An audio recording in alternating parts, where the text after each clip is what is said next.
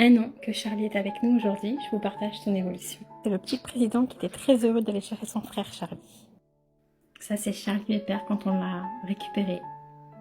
Là, c'est quand on est arrivé à la maison. Donc, on a dû mettre sa petite boîte comme ça. On lui a fait une petite maison de sécurité parce qu'il avait tellement peur. Ça, c'est le lendemain matin. Dites-vous qu'à ce moment-là, Charlie avait 6 plumes de sang. Il souffrait et on ne le savait pas. On l'a bien sûr ensuite amené au vétérinaire pour des soins, mais on a mis du temps à comprendre malheureusement. Ça, c'est la première rencontre des poulets. Donc, 48 heures après, on avait vraiment laissé Charlie au calme parce que, en fait, il avait perdu beaucoup de sang dû à cette plume de sang et tout. Enfin, c'était vraiment très chaotique son arrivée. Ça, c'est 4 jours après l'arrivée de Charlie. Il avait été au vétérinaire pour enlever ses plumes de sang, petit bonhomme. Il était tellement mieux. D'ailleurs, on pouvait l'approcher et lui donner à manger à la main. Et j'ai même pu lui faire son premier câlin que j'oublierai jamais de ma vie. Ça, c'est la première fois où on a enlevé le toit de la maison de Charlie pour qu'il puisse être en semi-liberté, entre grosses guillemets. Et ça a duré bien 15 jours avant qu'on puisse faire ça. Ça, c'est la première rencontre des poulets. Bon, c'était un peu compliqué, mais voilà, après, ils se sont habitués. Grébouille faisait un petit peu le foufou et Charlie avait un petit peu peur quand même. Ça, c'est la première sortie de Chacha Pepper hors de sa maison. Ça a été quelque chose, hein. Je lui avais fait un petit perchoir comme ça, je pouvais le transporter partout avec moi. Il me suivait vraiment partout pour qu'il s'habitue aux caresses, à notre présence et tout. Et franchement, ça marchait trop bien. Ça, c'est le jour de la greffe de plume à Charlie. Oui, on lui a fait une greffe, malheureusement, elle a tenu que 6 jours, mais on a quand même tenté notre chance. Je rappelle, Charlie ne vole pas malheureusement. Ça, c'était sa petite douche qu'il avait faite juste après sa greffe. Il était tellement heureux, mon petit père. Franchement, c'était incroyable. C'était un moment magique. Il a même fait la rencontre de Krakout. Avec l'aide de nos abonnés que je remercie encore, on lui avait acheté cette plateforme. Et du coup, on avait travaillé pour que Charlie soit autonome puisqu'il ne vole pas, qu'il puisse descendre et remonter de sa plateforme et on avait réussi. Malheureusement, 7 mois après, on a dû remettre Charlie en cage. C'était un oiseau qui était habitué en cage et en fait, du fait qu'il ne vole pas et qu'il a les rémiges gauche de tailler, il faisait des chutes à sang. Et le vétérinaire nous a dit c'est soit on le protège, soit on perd Charlie. Donc voilà. Cette petite cage était très temporaire, maintenant il a ce château-là, c'est à lui. Comme vous pouvez voir, il n'y a pas Charlie dans la cage parce que maintenant Charlie est complètement autonome. Donc c'est vraiment un défi qu'on a réussi et je voulais vous dire la vérité, on a mis 1 an. Puisque ça fait qu'une semaine que Charlie est autonome, donc ça fait 1 an aujourd'hui. Donc voilà, le travail qu'il a fallu parcourir pour que Charlie puisse être autonome à 100%, ça veut dire être dans sa cage en sécurité, mais sortir au sol aussi en sécurité. Donc voilà, il se met par sa petite fenêtre comme ça.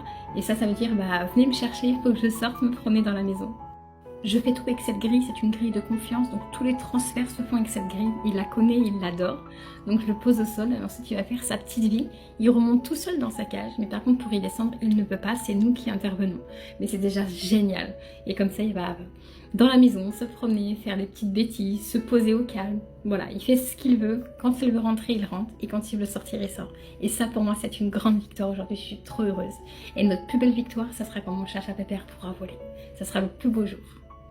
Donc maintenant, on patiente pour que toutes ces petites plumes repoussent et qu'un jour, il puisse voler.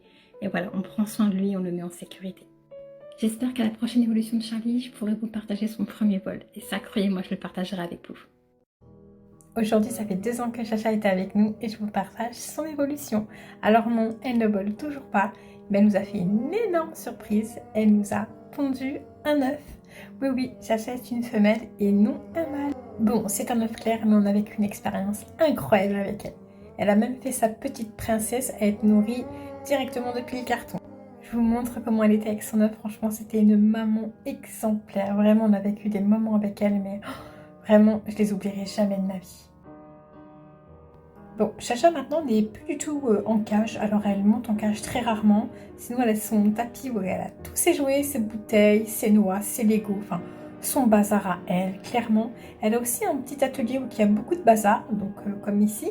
Mais du coup, on évite en ce moment parce qu'on ne voudrait pas qu'elle refasse un nid. Donc voilà, donc là, elle est que sur son tapis et sur ses jouets. Et sinon, après, elle adore se balader dans la maison. Enfin voilà, Chacha fait sa petite vie au sol de la maison et c'est elle qui gère. On la laisse faire. Elle rentre dans sa maison juste pour prendre sa douche. Alors, elle a une superbe piscine, mais non, c'est toujours dans sa gamelle. Après, voilà, c'est qu'elle aime. Hein. Après, elle y rentre aussi pour dormir en sécurité parce que elle ne vole pas. Donc, on ne veut pas qu'il y ait de danger. Donc, voilà. Et sinon, des fois, elle reste sur sa porte pour blablater. Ça, elle aime beaucoup. Et elle a toujours son copain Bubu et Gribouille. Et pour ceux qui n'ont pas suivi, nous avons perdu notre femelle Gribouillette. Et ce qu'elle aime par-dessus tout, c'est les câlins avec son Ludo. Alors non, mon mari ne s'appelle pas Ludo, c'est comme ça qu'elle l'appelle car son ancien propriétaire s'appelait comme ça et on la laisse faire, on la respecte.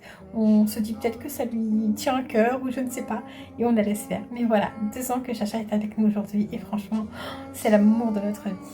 Comme tous nos autres loulous, mais on est très fiers de l'avoir.